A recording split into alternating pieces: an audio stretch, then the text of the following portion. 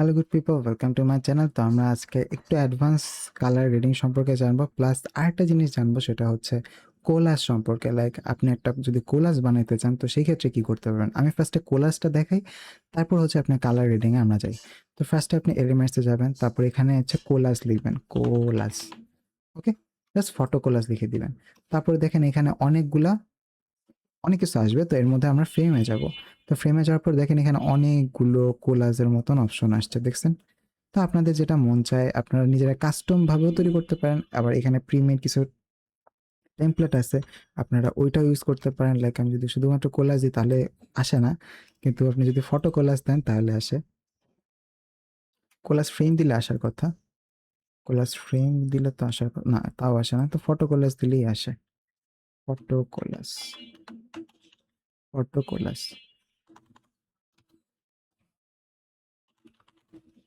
ওকে, photo collage দিলে এখন অনেকগুলা কোলাজ অপশন চলে আসে। তো আপনাদের যেটা ভালো লাগে আপনারা সেটাই ইউজ করবেন। তো যদি আপনি চান এই মোবাইলের স্ক্রিনটাকেও ইউজ করতে পারেন। তো কোলাজ আসলে এইটা বুঝায় না, মিন করে না। কোলাজ আসলে বুঝায় যে অনেকগুলা ফটোস যখন একটা ধারাবাহিকভাবে সাজানো থাকে, লাইক ধরেন যে এখানে আছে এটা, তো এখানে হচ্ছে আপনি চাইলে আরও কিছু অ্যাড করতে পারবেন। লাইক ধরেন এইটা আমি রাখলাম, রাখার পর এই জায়গাতে হচ্ছে আমরা কিছু এলিমেন্ট চুজ করলাম, লাইক ভিউস। ওকে, ভিউস। ওকে, আরে ভিউস। ওকে, তো গ্রাফিকটা অ্যাড করে আপনি চাইলে এই যে এই পোর্শনটা অ্যাড করতে পারবেন। আচ্ছা, এলিমেন্টস এখানে অ্যাড হয় না, আসলে পিকচার অ্যাড হয়।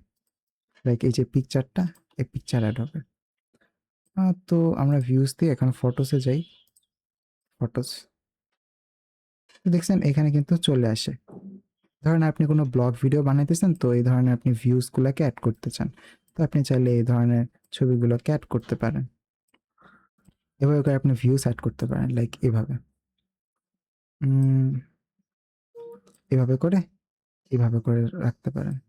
এটা কেটে দিবেন, তখন এটাও কেটে দিবেন। তো এভাবে করে আপনারা চাইলে একটা এভাবে করেও আপনারা বানাইতে পারেন।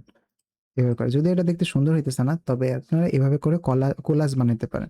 কোলাজ বানানো আমাদের মূল উদ্দেশ্য না, আমাদের উদ্দেশ্য হচ্ছে আহ, আমাদের উদ্দেশ্য হচ্ছে এই কোলাজটা কখন ইম্পর্টেন্ট, যখন হচ্ছে আমরা কোনো ইনস্টাগ্রামে কোনো স্টোরি দিই, বা একসাথে কোনো দুই তিনটা ইমেজকে আমরা একসাথে করে তারপরে দেখাই, তো সেক্ষেত্রে কোলাজ ইম্পর্টেন্ট। বাট এখন আমাদের কোলাজটা মুখ্য উদ্দেশ্য না, আমাদের মুখ্য উদ্দেশ্য হচ্ছে এটা শেখা, কোলাজটা কী জিনিস, এবং এটা কালার গ্রেডিং সম্পর্কে জানা, এবং ইউটিউব থাম্বনেলটা তৈরি করা। আমি চাইতেছি ইউটিউব থাম্বনেলটা তৈরি করার মাধ্যমে আমি আসলে সবগুলা এলিমেন্ট সম্পর্কে, সব কিছু সম্পর্কে জানাই ফেলবো। ওকে, আমি এখন ইমেজটা চুজ করলাম, চুজ করার পর এখানে এডিটে যাব। এডিটে যাওয়ার পর এখানে ব্যাকগ্রাউন্ডে আসলে, তো এটা তো দেখাইলাম যে কিভাবে কি করতে হয়। এখানে আরও অপশন আছে, লাইক ব্যাকগ্রাউন্ড। ওকে, দেন হচ্ছে ফোরগ্রাউন্ড। ওকে, তো এটা হচ্ছে আপনারা নিজেরা চুজ করে ফেলতে পারবেন।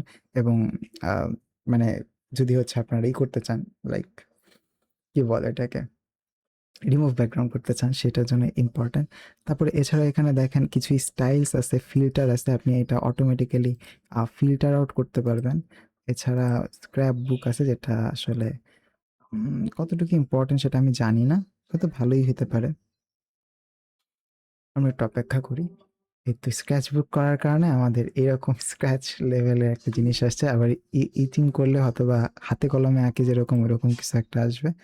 তো এই আর কি কেমন যেন উইয়ার্ড লাগতেছে। যাই হোক, তো এখন হচ্ছে এখানে আপনি গ্লো দিতে পারেন এটার পাশে, তারপর ড্রপ দিতে পারেন। এই জিনিসটা একটু প্রিমিয়াম ফিল দেয়। তো ওকে, দ্যাটস গুড। আপনি চাইলে আবার এটাও দিতে পারেন, ডুডল। তো ওকে, পাশে হচ্ছে আরো কি কি শিখবো আমরা সিলেবাস অনুসারে। লাইক কালার থিওরি আমরা শিখলাম, এবং ব্যাকগ্রাউন্ড কালার্স অ্যান্ড গ্রেডিয়েন্ট সম্পর্কে জানবো, লাইক ব্যাকগ্রাউন্ড কালার সম্পর্কে। তো এই জায়গায় হচ্ছে দেখেন এই জিনিসটা দেখতে একটু অকওয়ার্ড লাগতেছে, এর জন্য হচ্ছে এটা আমরা কি করব, এটা আবার আগের মতো করে ফেলবো। তো ওকে, ওকে, এটা এটা তাও ঠিকঠাক আছে। ওকে, কিন্তু আমরা এটাকে কি করতেছি, অরিজিনালে নিয়ে যেতে চাই। এটা এটাই থাকুক, এবং এরকম থাকুক, মানে পিছনের দিকে যে আমরা ড্রপ করছিলাম, একটু উপরে দিকে আপ করছিলাম, ওটা থাকুক এবং এরকম থাকুক। ওকে, ডান।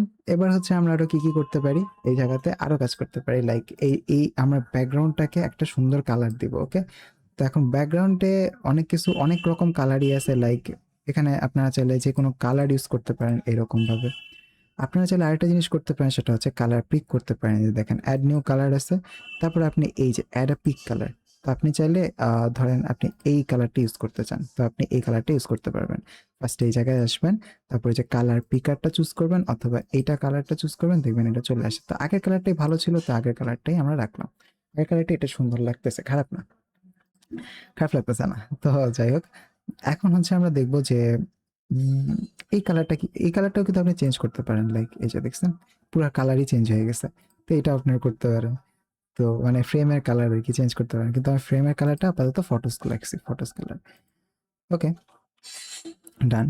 এবার হচ্ছে আমরা কি করতে চাই, ধরেন এটার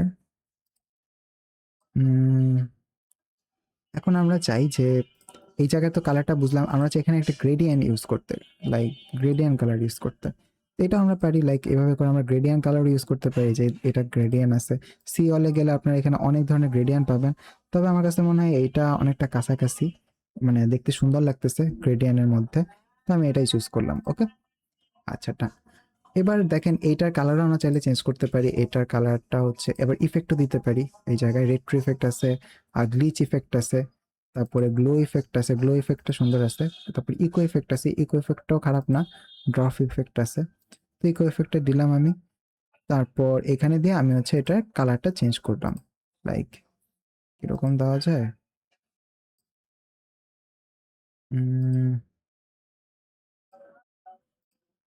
এইটা প্রায় কাছাকাছি গেছে, এই কালারটা প্রায় কাছাকাছি যায় এবং দেখতে খারাপ লাগে না। তো আমরা এই কালারটাই চুজ করলাম। ওকে, এই কালারটাই চুজ করলাম। ওকে, এখন হচ্ছে আমরা মোটামুটি কি কি শিখলাম, আমরা হচ্ছে দেখলাম যে কিভাবে গ্রেডিয়েন্ট অ্যাড করা যায়, কিভাবে কালার পিক করে আবার আরেকটা জায়গায় কালার অ্যাপ্লাই করা যায়, তারপর কিভাবে স্যাচুরেশন আনা, মানে স্যাচুরেশন করা যায়, এটা তো আমরা আগের ভিডিওতেই দেখছি। তারপর হচ্ছে কালার পিক কিভাবে করা যায় সেটা দেখছি। তারপর ব্যাকগ্রাউন্ড কালার কিভাবে চেঞ্জ করতে হয় এটা দেখছি।